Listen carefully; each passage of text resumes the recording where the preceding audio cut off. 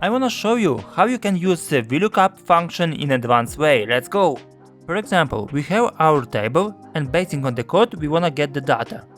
You write equal VLOOKUP, you select the cell with our code, comma, you select the whole table with all our data, comma, you open the cycle brackets, and here we are going to select the parts of the table that we wanted to get.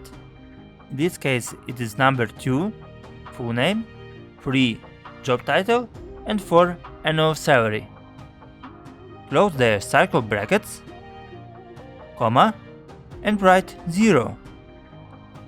Press enter, and in just 1 second we got our result.